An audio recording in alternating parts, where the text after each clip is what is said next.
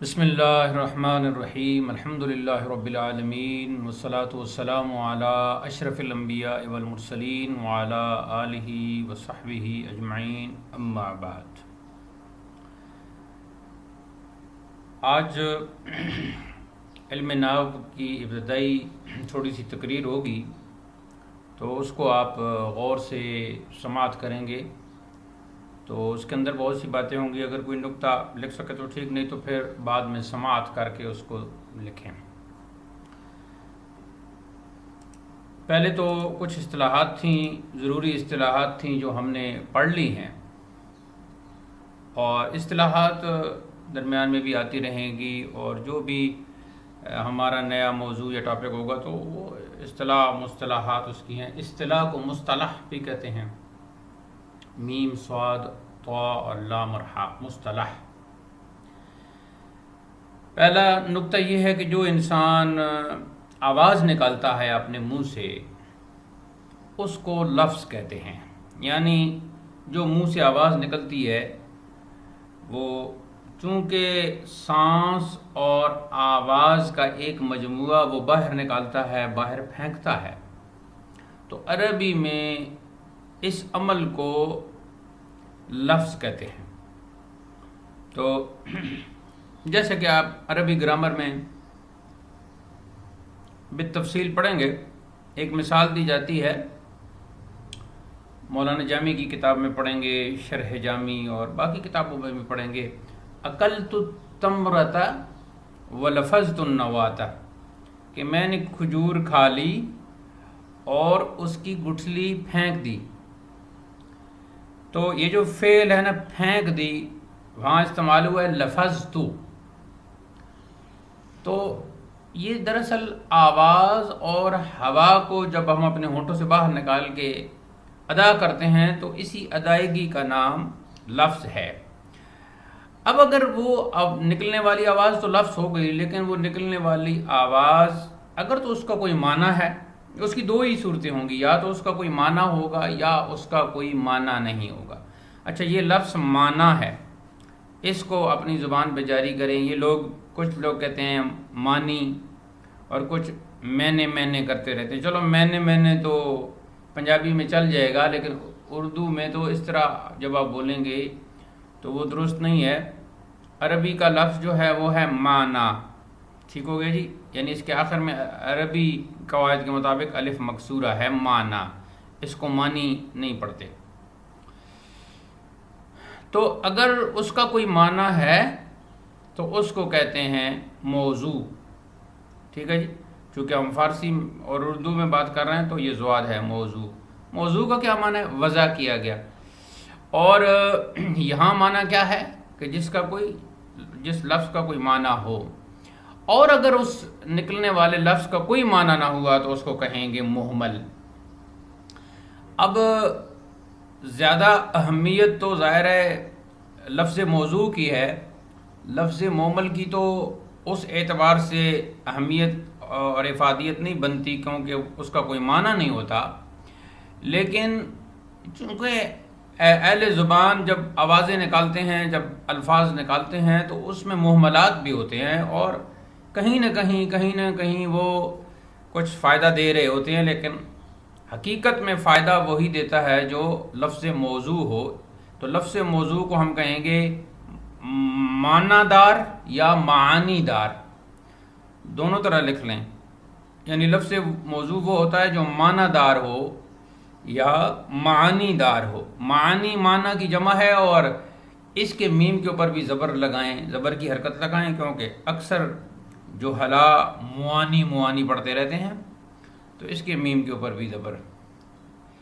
اب یہ ہوگا کہ وہ جو لفظ موضوع ہے جو معنی دار ہے یا معانی دار ہے، تو اس کا ایک معنی ہوگا، وہ مفرد معنی اس کا ہوگا، تو اسی کو کہتے ہیں کلمہ۔ ایسا کہ کلمہ کی ہم نے کل تعریف پڑھی تھی نا، اصطلاحات میں ہم نے کلمہ لکھا تھا۔ اب جو علم صرف ہے جس کا آغاز ہوتا ہے تو اسی کلمہ سے ہوتا ہے۔ اسی کلمہ کی مختلف اقسام مختلف اسماء اور مختلف افعال اور پھر مختلف افعال کے بنانے کا طریقہ ماضی میں مضارع وہ سب ہم پڑھ چکے ہیں. اب دیکھنا یہ ہوگا کہ وہ جو لفظ موضوع ہے اس کو واضح نے ایک معنی کے لیے بنایا تو ظاہر ہے وہ لفظ مفرد ہے. ٹھیک ہے جی. اور اگر واضح نے یعنی جو اہل زبان ہے بنانے والے نے اس کو کئی ایک معنی کے لیے وضع کیا ہے تو اس کو لفظ مشترک کہتے ہیں، جیسا کہ کل ہم پڑھ چکے ہیں. اچھا، کل ہم نے وہ چشم کی مثال لکھوائی تھی. چشم کا معنی آنکھ بھی ہے اور چشم کا معنی امید بھی ہے. اچھا، ایک اور لفظ ہے بار. اب بار کا معنی پھل بھی ہے اور بار کا معنی بوجھ بھی ہے جی، میرے ذہن پر بار ہے اور یہ درخت ثمر بار ہے. اور بار کا معنی دخل بھی ہے کہ بھائی مجھے اس درگاہ میں یا اس دربار میں بار حاصل نہیں ہے، بار نہیں ہے، تو بار کا معنی دخل بھی ہے. تو اب بار کا جو لفظ ہے یہ واضح نے مشترک بنایا ہے، یعنی کئی معنی کے لیے بنایا ہے. اچھا، اب یہ دیکھنا ہوگا کہ ایک جو ہے معنی اگر ایک معنی کے لیے واضح نے بنایا ہے اس لفظ کو اور وہ دوسرے کسی معنی پر بھی دلالت کر رہا ہے جس کے لیے واضح نے اسے نہیں بنایا تھا. یہ ایک نقطہ ہے کہ ایک لفظ ہے جس کو واضح نے ایک خاص معنی کے لیے بنایا تھا لیکن اس وقت وہ دلالت کر رہا ہے کسی اس معنی پر جس کے لیے یہ لفظ واضح نے نہیں بنایا تھا. ٹھیک ہے جی. اب اس کی دلالت کا مطلب ہے معنی بتانا، یعنی کہ رستہ دکھانا. تو دلیل کہتے ہیں رستہ دکھانے والے کو، رہنما، انگریزی میں اس کو گائیڈ کہیں گے. تو یہ جو دلالت ہے اس میں اب یہ دیکھیں گے کہ یہ جو اس کی دلالت ہے یہ کس حوالے سے ہے. یہ عوام اسے استعمال کر رہے ہیں، ٹھیک ہے جی، یا اہل علم استعمال کر رہے ہیں، یا اسے ہمارا جو مذہب ہے، جو ہماری شریعت ہے وہ استعمال کر رہی ہے. یہ تین اعتبار ہیں اس کے معنی کو دیکھنے کے لیے. کون سے معنی کو دیکھنے کے لیے؟ جو واضح نے تو اس معنی کے لیے وہ لفظ نہیں بنایا تھا لیکن اب لفظ وہ استعمال ہو رہا ہے ایک دوسرے معنی کے لیے. اچھا، اب اس دلالت کی پھر دو قسمیں ہو گئی. ایک وہ دلالت ہے جو وضعی دلالت ہے، یعنی جس معنی کے لیے لفظ بنایا گیا تھا، کلمہ بنایا گیا تھا، اسی پر دلالت ہو رہی ہے، تو یہ وضعی دلالت ہے. ٹھیک ہے جی. اور اگر اس معنی سے ہٹ کر دلالت کی جا رہی ہے تو پھر یہ غیر وضعی دلالت ہوگی. تو یہ جو غیر وضعی دلالت ہے اب اس کو دیکھنا ہوگا کہ یہ کس نے کی ہے. عوام کر رہے ہیں تو ایسی دلالت کو، یعنی ایسے معنی کو، دلالت کا مطلب معنی کا جو عمل ہے، ایسے معنی کے عمل کو، ایسی دلالت کو منقول عرفی کہیں گے، کیونکہ یہ عرف عوام میں ہے. اب ایک لفظ ہے دابہ، ٹھیک ہے جی، قرآن پاک میں بھی استعمال کرنا، وما من دابۃ، ٹھیک ہو گیا جی، دابہ. اچھا، اب دابہ واضح نے کس معنی کے لیے وضع کیا تھا؟ ہر ایک جانور کے لیے وضع کیا تھا. دابہ سے مراد ہر ایک جانور تھا. کون سا جانور؟ جو زمین پر چلے. لیکن عوام میں دابہ سے مراد بوجھ اٹھانے والا جانور ہے. ٹھیک ہو گیا جی.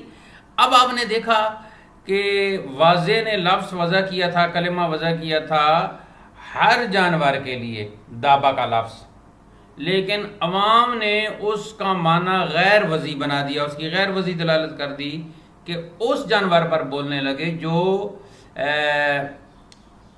بوجھ اٹھانے والے ہیں، بار اٹھانے والے ہیں.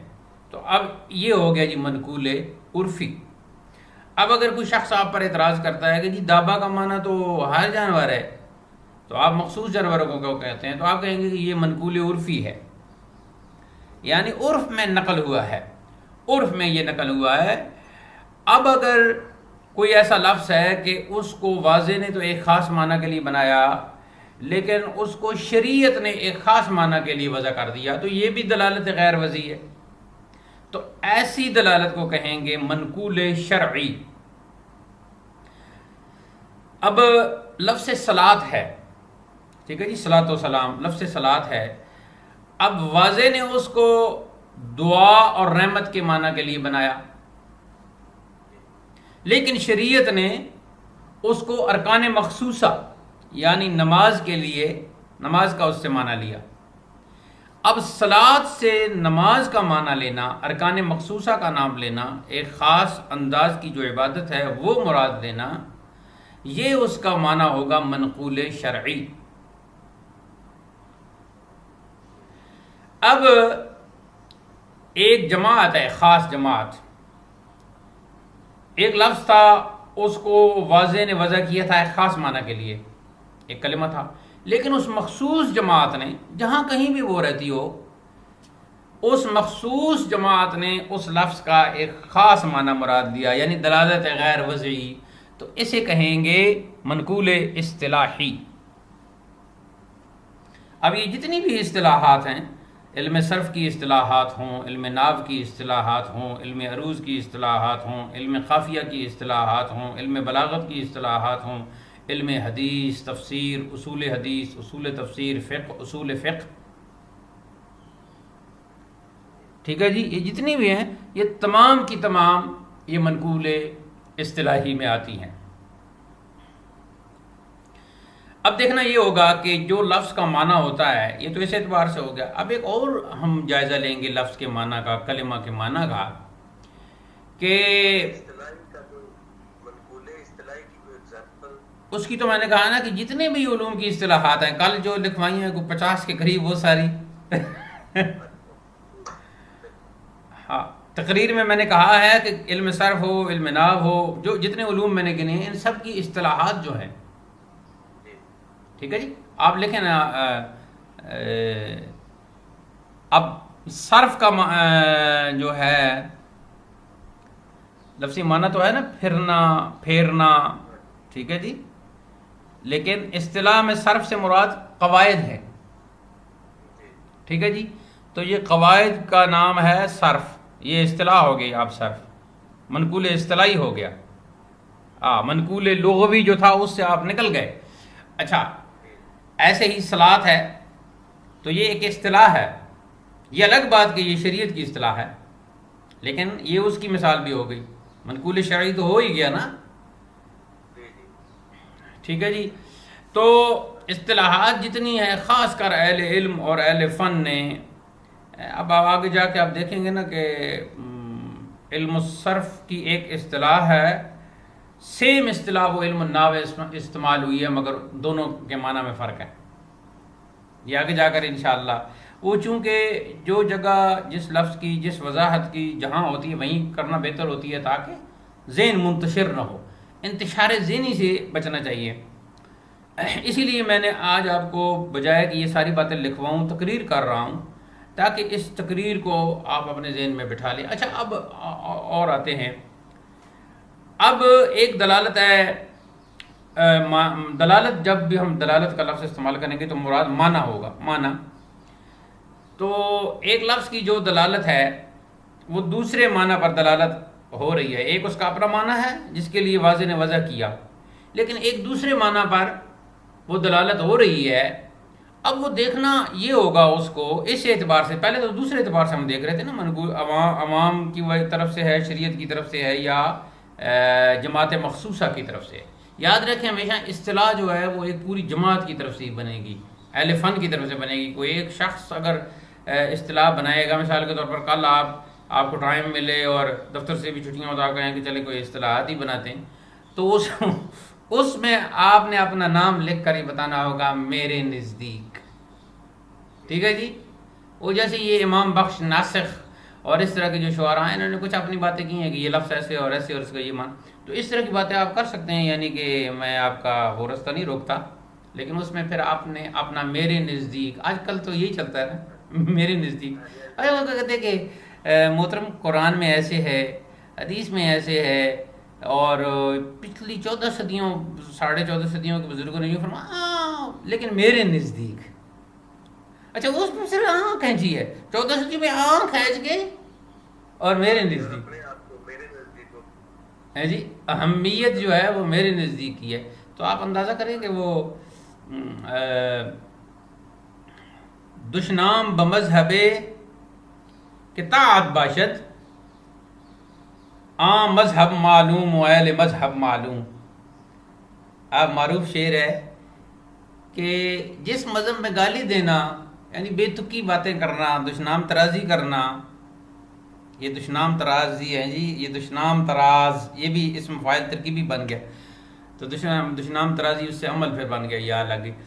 تو یہ جس مذہب میں طاعت ہو، عبادت ہو، جس مذہب کی عبادت کا جس مذہب میں یہ عبادت کی جاتی ہو یعنی دشنام ترازی، عام مذہب معلوم و اہل مذہب معلوم. دوسرا مصرع ہے عام مذہب معلوم و اہل مذہب معلوم. وہ پھر مذہب بھی ہمیں پتہ ہے اور اس مذہب کے ماننے والوں کو بھی ہم جانتے ہیں کہ پہلے مصرع میں ان کا تعارف جو ہو گیا ہے. تو یہ اس قسم کے لوگوں کی پھر جو ایسے کہیں گے نا کہ قرآن و حدیث پہ ہاں کریں گے، آئیں بائیں شائیں کریں گے اور اپنی بات کو کہیں گے میرے نزدیک میرے نزدیک. اب ایک شخص پچھلے دنوں کہہ رہا تھا میں تو یہ کہتا ہوں، میں تو یہ کہتا ہوں.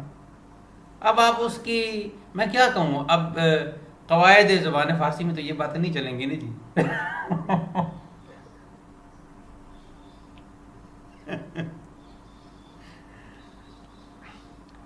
اب ویڈیو ایڈٹ کرنے والے حضرات کہتے ہیں کہ بہت زیادہ آپ کی ویڈیو ایڈٹ کرنی پڑتی ہے تو قواعد فارسی تک ہی محدود رہا کریں.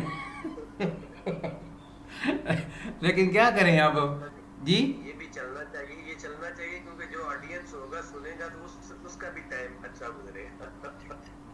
ہاں نہیں وہ تو میری شروع سے یہ عادت ہے کہ میں اپنے درس کو خشک نہیں ہونے دیتا، کیونکہ ثاقب صاحب جیسے جو لوگ ہیں نا وہ تو بالکل ہی اکتا جاتے ہیں. تو اس لیے پھر یہ خشک تو ہونے نہیں دینا نا جی. لیکن ایڈیٹنگ بہرحال کرنی پڑتی ہے تو اس پہ کافی ٹائم لگتا ہے.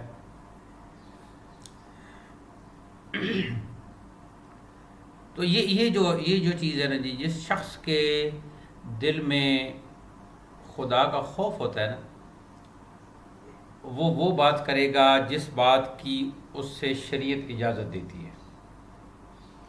دیکھیں نا سب سے بڑے جو مرتبہ دان ہیں وہ ہیں انبیاء، اور انبیاء کو جو اجازت تھی اس کے مطابق ہی وہ بولے. جس کی اجازت نہیں تھی اس کا اللہ نے فرما دیا آپ کو اس کی اجازت ہی نہیں ہے. ٹھیک ہے جی. تو اچھا اب وہ دیکھنا یہ ہوگا کہ وہ دلالت واضح نے تو وضع کیا معنی کے لیے، تو وہ واضح نے جس کلمہ کو، جس لفظ کو جس معنی کے لیے وضع کیا، کیا آپ وہ معنی مراد لے رہے ہیں یا کوئی اور معنی مراد لے رہے ہیں؟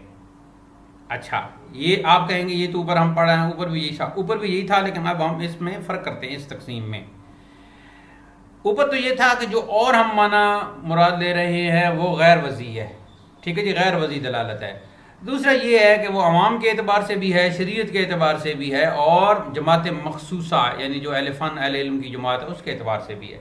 لیکن یہاں تقسیم میں ہمیں یہ کہہ رہے ہیں کہ جو دوسرا معنی ہم لے رہے ہیں کیا وہ مجازی ہے یا حقیقی، کیونکہ واضح نے جس کلمہ کو جس معنی کے لیے وضع کیا تھا وہ اس کا معنی ہے حقیقی. آپ جو اس کی اب اس وقت دلالت کر رہے ہو وہ ہے مجازی. تو یہ دو قسمیں ہو گئیں. تو اب یہ کیا ہو گیا کہ اگر لفظ کی دلالت آپ اس کی حقیقی مراد دے رہے ہیں تو پھر تو اسے کہیں گے حقیقی، وہ یعنی معنی حقیقی. اور اگر اس لفظ کی جو دلالت ہے، جو معنی ہے، کسی مشابہت یا کسی مناسبت کی وجہ سے آپ دوسری اس کی دلالت لے رہے ہیں تو اس کو کہیں گے مجازی، یعنی دلالت حقیقی یا دلالت مجازی، یا اس کو آپ لکھ لیں معنی حقیقی اور معنی مجازی، دونوں مترادف ہیں. مثال کے طور پر اب شیر کا جو لفظ ہے وہ واضح نے وضع کیا ہے کس جانور کے لیے؟ درندہ کے لیے، جو چیرنے پھاڑنے والا جانور ہے اور جو جنگل میں سب سے زیادہ طاقتور ہے، تو کنایتاً اس کو جنگل کا بادشاہ کہتے ہیں،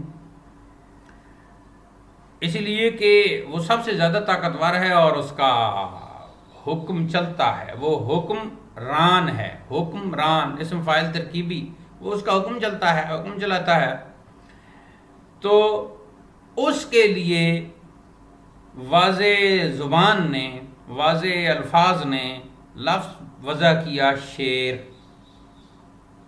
اچھا، اب یہ اس کا معنی ہے حقیقی۔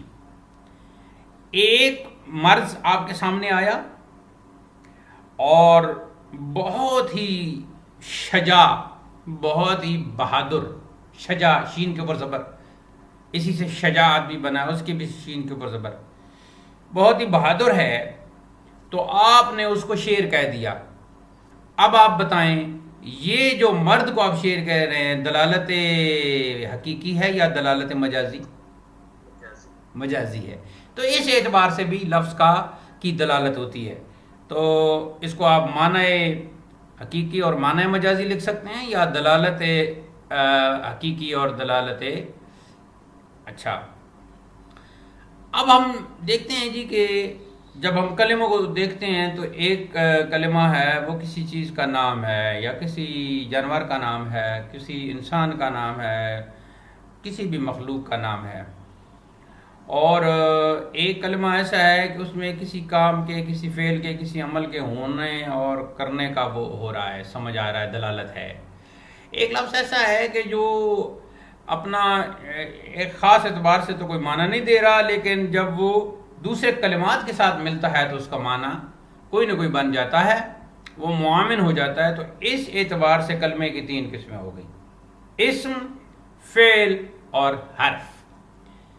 جیسا کہ میں نے دوسرے یا تیسرے درس میں کہا تھا کہ اصل میں یہ سارا جو گرامر ہے، جو علم صرف اور علم نحو ہے، ان 3 کے گرد گھوم رہا ہے، یعنی ایک حصہ پورا اسم کی تفصیل ہوگی چاہے 100 صفحات ہو، ایک حصہ فعل کی تفصیل ہوگی چاہے 200 صفحات ہوں، اور ایک حصہ حرف کی تفصیل ہوگی چاہے 100 صفحات ہوں۔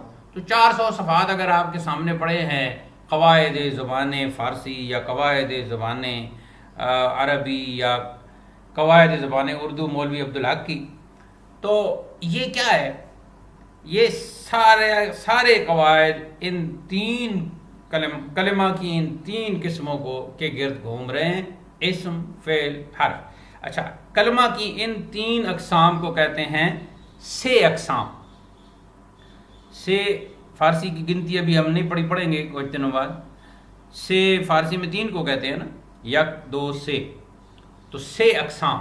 جب بھی آپ سے سوال کیا جائے کہ آپ قواعد پڑھ رہے ہیں تو یہ فرمائیے کہ سے اقسام کسے کہتے ہیں، تو آپ کہیں گے جی سے اقسام سے مراد کلمہ کی 3 قسمیں ہیں، اسم، فعل، حرف۔ اچھا، اب یہ تو میں نے وضاحت کر دی کہ اسم جو ہے نا کسی چیز کے نام کو کہتے ہیں، کسی چیز، شے، مخلوق، انسان، جانور، حشرات الارض، جو بھی چیزیں ہیں مخلوقات میں آ گئی ہیں، کائنات میں آ گئی ہیں، جو بھی جس چیز کا نام ہے اسے اسم کہیں گے۔ لیکن جب ہم قواعد پڑھ رہے ہوتے ہیں کسی بھی زبان کے، تو اس وقت ان کلمات کی ایک مخصوص تعریف کی جاتی ہے، اسپیشل ڈیفینیشن اسے کہتے ہیں، یعنی خاص اس کی وہ تعریف کی جاتی ہے، اور وہ کلام کو سمجھنے کے لیے پھر آگے معاون ثابت ہوتی ہے۔ تو اسم کی تعریف یہ ہے کہ وہ کلمہ جو مسند الیہ اور مسند ہونے کی صلاحیت رکھتا ہو۔ اسم وہ کلمہ ہوتا ہے جو مسند الیہ اور مسند ہونے کی صلاحیت رکھتا ہو اور اپنے مستقل معنی پر دلالت کرتا ہو، اور اس میں کوئی زمانہ نہ پایا جائے، یہ اس کی تعریف ہے۔ اور تعریف کو اس انداز سے بتایا ہے کہ اس کے اجزاء کر دیے. تو اجزاء کو سمجھنے میں جیسے زید. اب زید جو ہے یہ مسند الیہ ہونے کی صلاحیت بھی رکھتا ہے. مسند الیہ مسند کی آگے وضاحت آ جائے گی. یہ مسند بننے کی صلاحیت بھی رکھتا ہے, اس کا مستقل معنی بھی ہے, اور اس میں کوئی زمانہ نہیں پایا جاتا. جب ہم کہتے ہیں کوئی زمانہ نہیں پایا جاتا تو اس سے مراد ہمارے یہ 3 زمانے ہوتے ہیں: گزشتہ, موجودہ, آئندہ. اگلے نمبر پر, دوسرے نمبر پر فعل ہے جی. فعل اس کلمہ کو کہتے ہیں جو مستقل معنی پر دلالت کرے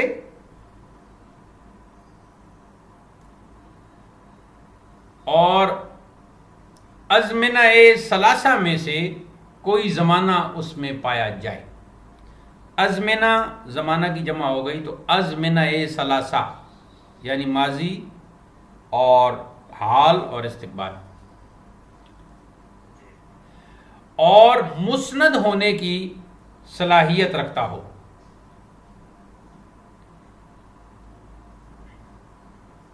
اب ہم آتے ہیں تقابل کی طرف. جب ہم تقابل کرتے ہیں تو اسم میں پہلی صلاحیت مسند الیہ اور مسند ہونے کی تھی, جبکہ فعل مسند الیہ نہیں ہو سکتا.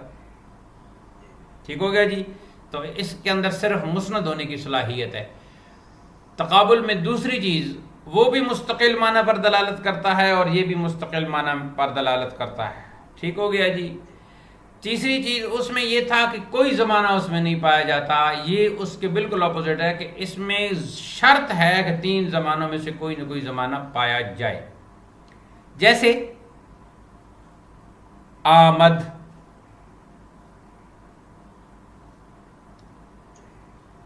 اب یہ دیکھیں جی, وہ آیا, آمد وہ آیا, تو اس میں ماضی کا زمانہ بھی پایا گیا. ٹھیک ہے جی. اور مستقل معنی بھی اس کے اندر پایا گیا, اور یہ مسند ہونے کی صلاحیت بھی رکھتا ہے. تیسرے نمبر پر ہے جی حرف.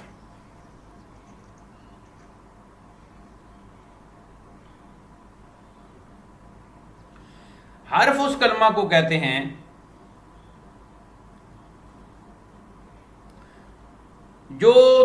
جس میں جو دوسرے کلمہ سے ملائے بغیر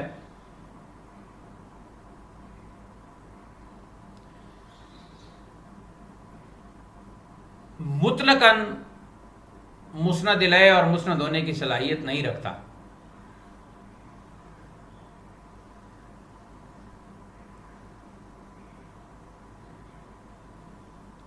اور نہ ہی اس میں کوئی زمانہ پایا جاتا ہے. جیسے از. اب بریکٹ میں اس کا معنی لکھیں سے. اب پوری صبح سے لے کر شام تک آ کرتے رہے از از از از سے کوئی سننے والوں کو کوئی فائدہ نہیں ہوگا. ایسے ہی تا. تا کا معنی ہے تک. اب یہ تا کرتے رہے تو کوئی معنی نہیں ہوگا. اب کہتے ہیں نا کہ آج جو میں تقریر کروں گا تو یا جو گفتگو کروں گا, میری گفتار کا موضوع ہے داتا گنج بخش کے عقائد. ٹھیک ہے جی.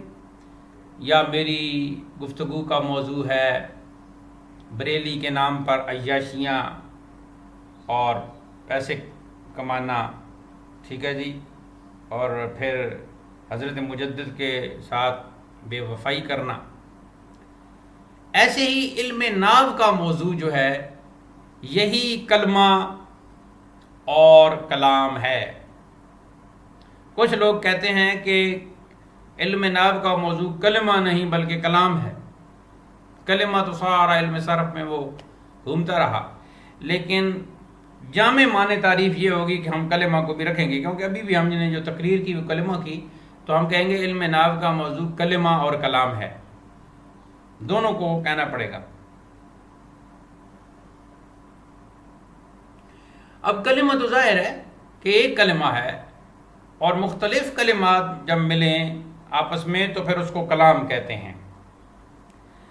اب یہاں ایک سوال پیدا ہوتا ہے کہ ہر کلام مفید ہے یا کوئی کلام ایسا بھی ہو سکتا ہے جو غیر مفید ہو.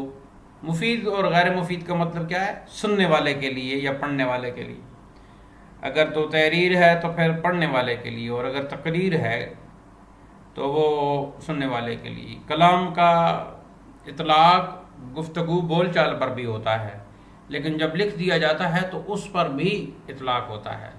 قرآن مجید زبان سے پڑھیں تو تب بھی کلام ہے، اور لکھیں تو تب بھی کلام ہے. تو اس اعتبار سے دیکھنا یہ ہوگا کہ وہ کلام جو آپ نے کیا، مثلا میں ایک کلام کی تعریف تو میں پہلے کر چکا ہوں نا، کہ جو کلموں سے مل کر بنے. اب میں کہتا ہوں 2 کلمے مثلا میں ملاتا ہوں، از لاہور ہے جی، تو یہ کلام تو بن گیا. لیکن اگر میں از لاہور از لاہور از لاہور از لاہور کہتا رہوں تو سننے والے کو ان کے لیے یہ مفید ہے کہ نہیں؟ جب میں غور کرتا ہوں تو ان کے لیے یہ مفید نہیں ہے. تو اس سے پتہ چلتا ہے کہ کلام مفید بھی ہے اور کلام غیر مفید بھی ہے. تو اس اعتبار سے کلام کی 2 قسمیں ہو گئیں، کلام مفید کلام اور غیر مفید کلام. غیر مفید کلام بھی پڑھ سکتے ہیں، غیر مفید کلام بھی پڑھ سکتے ہیں. زیر پڑھیں گے تو مکمل کر کے پڑھیں گے، اور سہولت تکلم کے لیے غیر مفید بھی پڑھ سکتے ہیں. تو کلام مفید اور کلام غیر مفید یہ 2 قسمیں ہو گئیں. اب جب ہم دیکھتے ہیں کہ جو کلام غیر مفید ہے وہ تو ظاہر ہے، وہ تو سامع کو فائدہ نہیں ہو رہا، اور جو کلام مفید ہے وہ سننے والے کو فائدہ ہو رہا ہے، تو اس کو کہتے ہیں جملہ. اب پتہ چلا کہ جو کلام غیر مفید ہے اس کو جملہ نہیں کہہ سکتے. اچھا، اب جملہ کا اطلاق کیسے ہوگا کیسے نہیں ہوگا، اس پر بہت ساری بحثیں ہیں. ایک چھوٹا سا رسالہ ہے، اس کا میں نے ترجمہ بھی کیا ہے، آگے جا کے آپ پڑھیں گے. عمدۃ المرام فی الجملۃ والکلام، یہ ادھر کے ہندوستان کی ہیں، فارسی میں وہ رسالہ ہے، تو اس کا میں نے ترجمہ کیا تھا کسی زمانے میں. اس میں کافی جملے کے بارے میں کافی باتیں ہیں، اور اس میں جملے کی اقسام بھی ہیں. جملہ کی اقسام تو خیر ادھر ہم بہت ساری پڑھیں گے، لیکن وہاں چونکہ وہ خاص عربی کو سامنے رکھا ہے. یعنی ایک شاگرد طالبہ میری بہت ہی وہ اس پہ ہنستی تھی کہ گرامر ہے فارسی عربی کی، اور لکھی ہوئی ہے فارسی میں، اور پڑھنے والے ہیں اردو پنجابی. تو میں نے کہا کہ یہ اللہ نے نظام رکھا ہے کہ ان تک وہی پہنچے جو باصلاحیت ہو. یہ ہر ایک کے لیے نہیں ہے. کوئی پرچون کی تھوڑی ہے دکان ہے جی، ہر کوئی یہاں آ کے ہو جائے براجمان. یہ ہے ایک خاص دکان جس پہ اپنا سودا سلف لینے آئیں گے صاحبان الفت و ایمان، اور جو علم اور فن کو قرار دیں گے اپنی جان.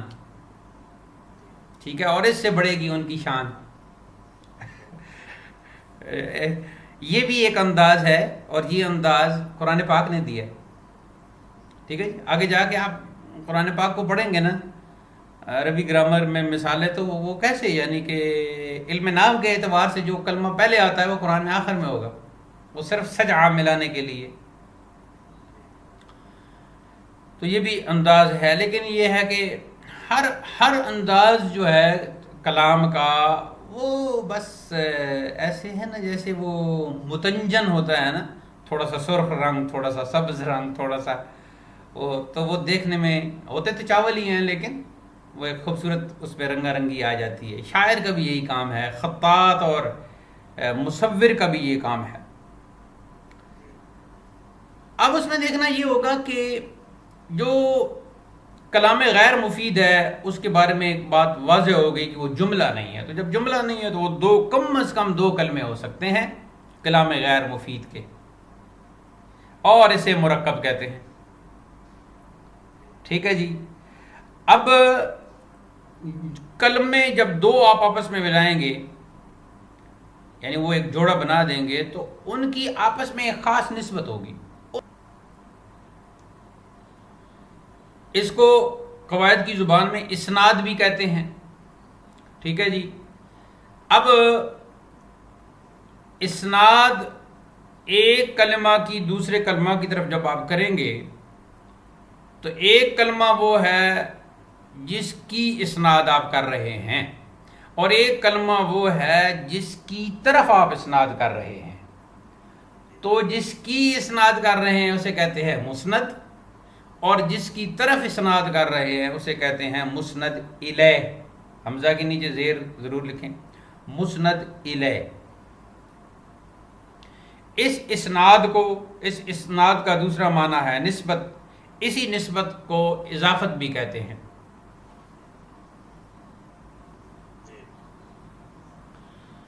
اب اگر یہ اسناد مکمل ہے تو سننے والے کو کچھ نہ کچھ معنی، کچھ نہ کچھ دلالت، کچھ نہ کچھ مفہوم، کچھ نہ کچھ مدرک اس کے پلے پڑ جائے گا، ٹھیک ہے جی، اور اس کو استفسار اور سوال کرنے کی ضرورت نہیں پڑے گی اس کلمہ کے یا اس کلام کے یا اس جملہ کے، کلمہ تو نہیں نا، وہ تو مرکب ہو جائے گا، یعنی اس کلام کے معنی سمجھنے کے لیے۔ اب ہم نے دیکھنا یہ ہے کہ وہ جو ہم نے کلام بنایا ہے وہ ایک دو کلموں سے مل کر بنا ہے یا کئی کلمات سے مل کر بنا ہے۔ اگر تو ایک دو کلموں سے مل کر چھوٹا سا جملہ بنا ہے تو وہ ایک چھوٹا جملہ ہے، اور اگر اس میں زیادہ مرکبات استعمال ہوئی ہیں تو وہ ایک بڑا جملہ ہو گیا۔ تو اس اعتبار سے پھر جملے کی دو قسمیں کرتے ہیں، جملہ بسیط اور جملہ مرکب۔ جملہ بسیط یہ ہے کہ جس میں دو کلمے اسناد کے ساتھ پائے جائیں، یعنی خاص نسبت ہو، خاص اسناد ہو ان کے درمیان، تاکہ وہ صلاحیت رکھیں جملہ بننے کی۔ اور جملہ مرکب میں کئی مرکبات، یعنی کئی جملے بسیط آ جائیں گے، کئی بسیط جملے آ جائیں گے۔ کلام غیر مفید جو ہے وہ بھی ایسی ہی ہوگا، کلام غیر مفید بسیط صرف دو کلمے، اور کلام غیر مفید مرکب، تو اس میں کیا ہوگا، اس میں اسناد نہیں ہے، لیکن جملہ تو کلام مفید کو ہی کہیں گے نا، یہ تو ہم پہلے اس بات کو کر چکے ہیں۔ اب جو کلام غیر مفید ہے اور چھوٹا کلام غیر مفید بنا ہے صرف دو کلموں سے، تو اس مرکب کو ہم کیا کہیں گے؟ جب وہ غیر مفید ہے تو اسی کا دوسرا نام ہو جاتا ہے مرکب ناقص، ٹھیک ہے جی۔ مرکب ناقص کہنے کی وجہ کیا ہے؟ کیونکہ اس مرکب کے بعد سننے والے کے پلے کچھ معنی فائدہ نہیں پڑتا، وہ نقصان میں رہتا ہے، تو اس لیے یہ مرکب ناقص ہے۔ اس کے مقابلے میں کلام مفید جو ہے وہ جملہ ہے، اور کلام مفید بسیط جو ہے پورا جملہ ہے، کیونکہ ہم پہلے یہ بات کر چکے ہیں کہ اسناد یا تو دو اسموں میں ہوگی یا پھر ایک فعل اور ایک اسم میں ہوگی۔ یہ نہیں ہو سکتا کہ آپ ایک اسم لیں اور ایک حرف لے لیں، ان دونوں میں کوئی اسناد نہیں ہو سکتی، یا ایک فعل لے لیں اور ایک حرف لے لیں، ان میں بھی اسناد نہیں ہو سکتی، یا ایک حرف لے لیں اور اس کے مقابلے میں دوسرا حرف ہی لے لیں، تو ان تینوں صورتوں میں اسناد نہیں ہو سکتی۔ اسناد تب ہی ہوگی کہ اسم اور فعل کے درمیان یا دو اسم ہو یا پھر اسم اور فعل ہو۔ اب زیادہ جو شروع میں ہم پڑھیں گے وہ کلام غیر مفید، یعنی جو مرکب ناقص ہے، وہ جملہ تو بن ہی نہیں سکتا نا جی، جملے کے لیے تو ہم پہلے کہے ہیں کہ وہ کلام مفید ہے، تو جملہ بن نہیں سکتا، تو وہ پھر جملہ نہیں بن سکتا، تو جملے کا حصہ ضرور ہے، جملے کا جزو ضرور ہے، جزو واو کے ساتھ آپ لکھیں گے۔ اب ہم آتے ہیں جی مرکب ناقص کی طرف، اور مرکب ناقص بہت سارے اس کے اندر فوائد ہیں، تو انشاءاللہ یہ ہمارا درس مرکب ناقص کا آج بھی سے جو شروع ہو رہا ہے، تو کل تک جاری رہے گا. مرکب ناقص جو ہے وہ کبھی معرفت کا، تعریف کا فائدہ دیتا ہے، کبھی تخصیص کا یعنی کسی چیز کو خاص کر دینے کا فائدہ دیتا ہے، کبھی کسی توضیح کا فائدہ دیتا ہے، آپ وضاحت کر رہے ہوتے ہیں. تو اس اعتبار سے یہ جو کلام غیر مفید ہے یعنی جو مرکب ناقص ہے، اس کی بہت ساری قسمیں بنتی ہیں. تو پہلی جو اس کی قسم ہے وہ ہے جی مرکب اضافی. اب ہم مرکب اضافی اور اس کی مختلف شکلوں کی طرف منتقل ہوں گے. اور کبھی تو ایسا میرا انداز تھا کہ میں عربی گرامر پڑھاتے وقت مرکب اضافی اتنے بنوا دیتا تھا، پھر مرکب توصیفی اتنے بنوا دیتا تھا کہ اس میں پھر آگے جا کے کوئی پیراگراف یا وہ ترجمہ کرنا پڑتا تھا. تو یہ چیزیں پہلے ہی موجود ہوتا تھا. جی. تو اب اس طرح کا وہ ظلم عظیم تو نہیں کیا جائے گا، لیکن بہرحال لکھوائی جائیں گی چیزیں بہرحال لکھوائی جائیں گی. اور کچھ گور ایسے بتا دی جائیں گے کہ آپ خود وہ جو مرکبات تلاش کریں گے دوسری کتابوں میں سے نکال کے آپ اپنے رجسٹر پر لکھتے جائیں گے. اور اس طرح پھر جب آپ اپنی عبارت آرائی کریں گے انشاءاللہ تو اس میں پھر ان کا استعمال ہوگا. اچھا، جب مرکب اضافی ہم کہتے ہیں تو اس کو پڑھ کر ہی دو باتیں ہمارے ذہن میں آ جاتی ہیں. جب ہم کہتے ہیں مرکب تو فوراً ہمارے ذہن میں آتا ہے کہ یہ دو کلموں کا آپس میں ملیں، ایک کلمہ نہیں ہے. دوسرا جب ہم کہتے ہیں اضافی تو ہمارے ذہن میں اس کا معنی آ جاتا ہے نسبت، یعنی یہ دو ایسے کلمے آپس میں ملیں گے جن کی کوئی نہ کوئی آپس میں نسبت ہوگی، کوئی نہ کوئی آپس میں ان کی اضافت ہوگی. اب وہ اضافت کس قسم کی ہو سکتی ہے؟ وہ اضافت کی کئی قسمیں ہو سکتی ہیں.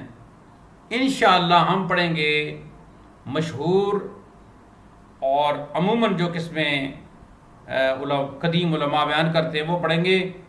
تو اس اعتبار سے اضافت کی 10 قسمیں بنتی ہیں. پہلے تو آپ مرکب اضافی کی ایک مثال لکھیں. آب دریا. اب اس کا بریکٹ میں معنی لکھیں یہ بڑے بریکٹ میں، دریا کا پانی.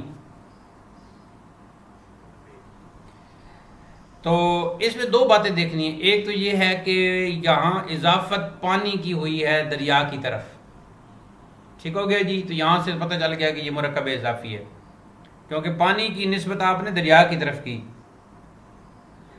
اور دوسری بات یہ ہے کہ اس مرکب اضافی کو بنانے کے لیے ظاہری شکل کیا ہے؟ جو پہلا کلمہ ہے اس کے نیچے آپ نے زیر لگائی، زیر کی حرکت لگائی، آب دریا. ٹھیک ہو گیا جی. یہ ایک قسم ہو گئی. ابھی ہمیں نہیں پتا کہ یہ کون سی قسم ہے. جب ہم اضافت کی 10 قسمیں پڑھیں گے تو پھر انشاءاللہ ہمیں پتہ چل جائے گا کہ یہ کون سی قسم ہے. تو نیچے لکھیں جی اضافت کی ایڈنگ دے دیں، اضافت کی اقسام یا اضافت کی قسمیں. اضافت کی 10 قسمیں ہیں.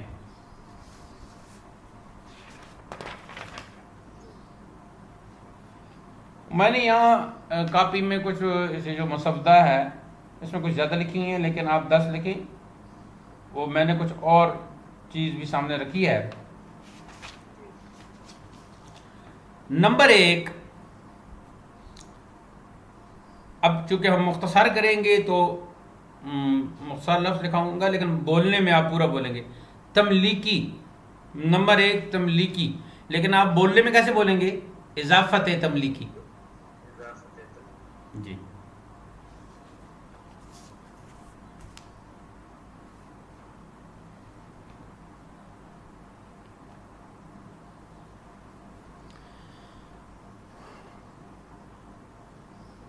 اس کا آپ کولن ڈال کے تو اس کی تعریف لکھیں گے جی یہ اضافت ملکیت ہے مالک کی طرف. ملکیت بھی لکھ سکتے ہیں اور ملک بھی لکھ سکتے ہیں.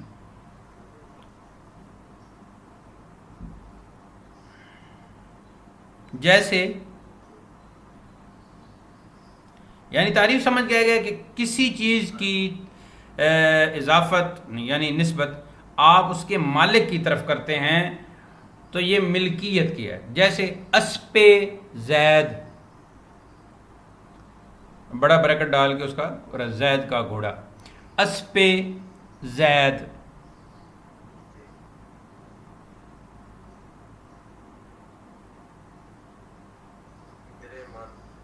ہاں پدر من بھی لکھیں.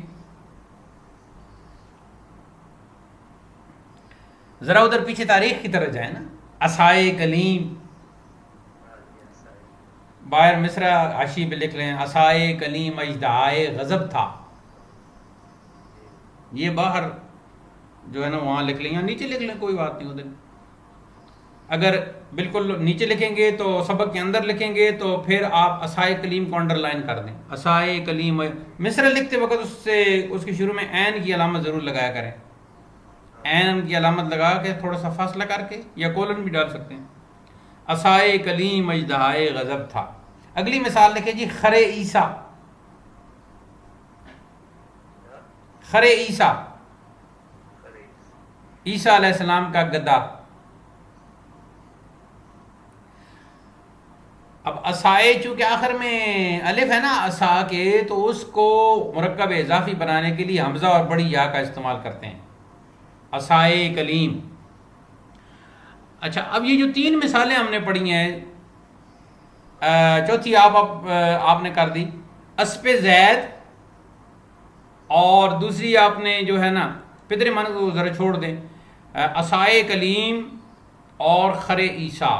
کیا معنی ہے اس کا؟ معنی ہے اسپِ زید، زید کی ملکیت کا گھوڑا، ملکیت میں گھوڑا، یعنی یہ گھوڑا زید کی ملکیت میں ہے. زید کا گھوڑا سے مراد زید کی ملکیت میں ہے.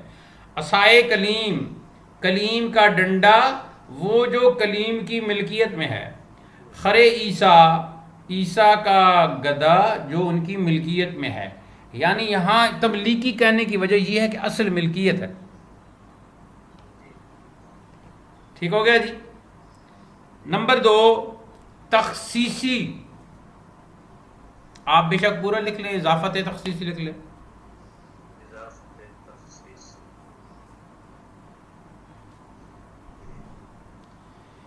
یہ اضافت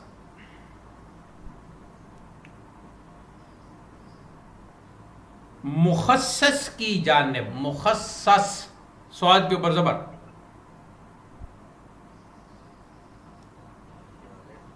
یہ اضافت مخصص کی جانب مخصص کی ہوتی ہے. یہاں سواد کے نیچے زیر.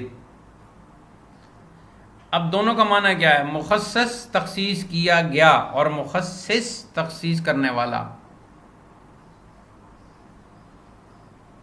جیسے آئینہ پیل،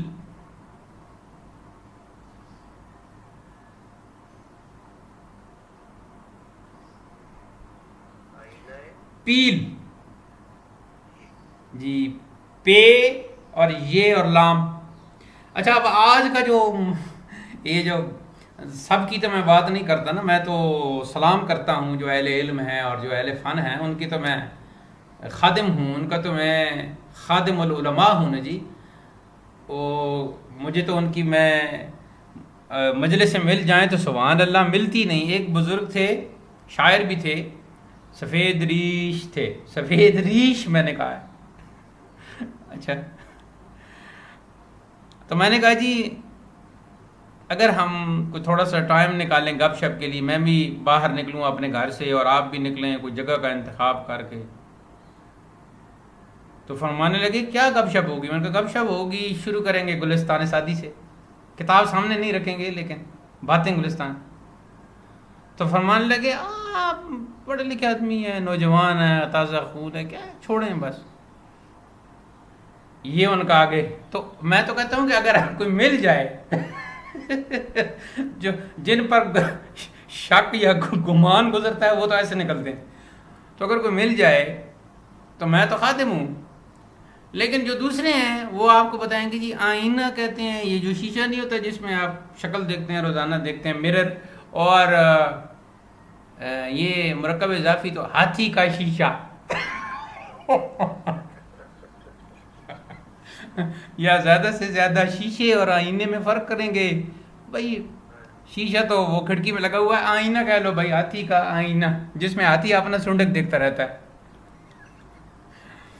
اچھا اب یہ کیا ہے جی، یہ جو آئینہ ہے نا جی، یہ ایک لوہے کا وہ بنا ہوتا ہے، پلیٹ سی، جو ہاتھی کے آگے لگا دیتے ہیں اور جنگ میں اس کو زخم سے بچانے کے لیے. ٹھیک ہے جی. تو چونکہ وہ مخصوص وہ لوہے کی پلیٹ جو ہے وہ بنتی ہی ہاتھی کے لیے ہے، تو اس لیے پھر اس کی اضافت ہاتھی، پیل ہاتھی کو کہتے ہیں نا، تو آئینہ پیل کہہ دیا. یعنی بنا تو وہ لوہے کا تھا اور حفاظت کے لیے تھا، لیکن حفاظت اس سے مقصود ہاتھی کی تھی تو آئینہ پیل کہہ دیا. ایک اور مثال لکھیں جی، پوست انار.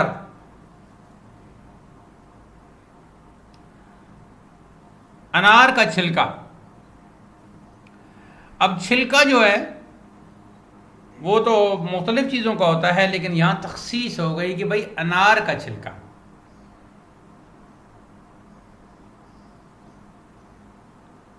یہ بہت ہی تکلیف ہو رہی ہو، چلے نسخہ جات کی طرف بعد میں آئیں گے جی. حسن یوسف. آگے لکھیں جی، روزے شکار.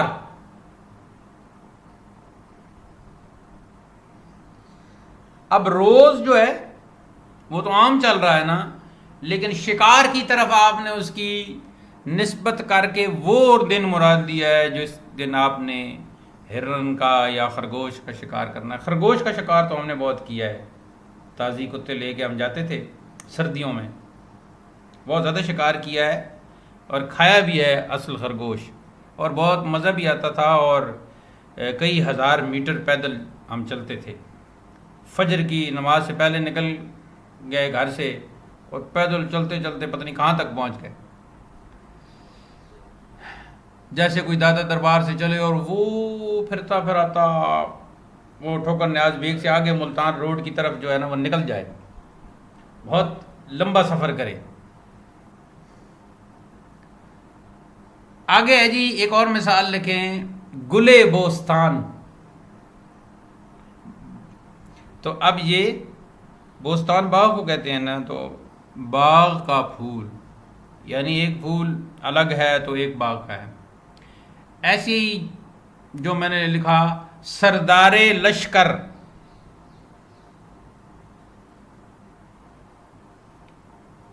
تو اب اس میں سردار تو عام لفظ ہے نا، لیکن ایک لشکر کا سردار آپ نے کہا تو اس میں تخصیص پیدا ہو گئی. اچھا یہ جو اضافت تخصیصی ہے، پہلی تو یہ تھی نا کہ مخصص کی طرف جو ہے وہ مخصص کی آپ نے اضافت کی ہے. اس کی ایک باجز ہے کہ مسبب کی اضافت سبب کی طرف کرنا، یہ باجز ہے.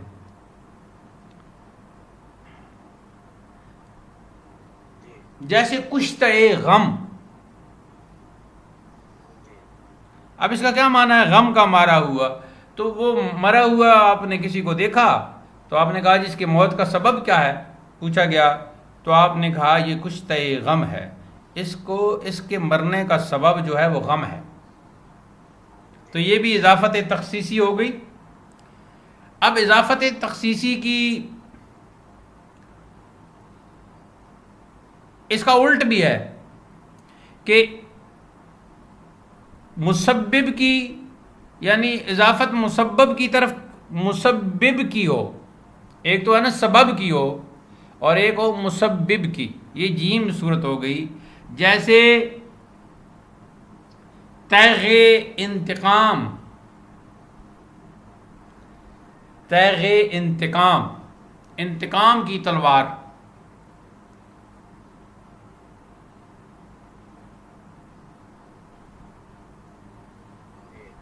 اور کبھی اضافت جو ہے اس کا دال اس میں لگا لیں، از کے ساتھ اس کی ہوتی ہے، یعنی از کے معنی میں یہ اضافت ہوتی ہے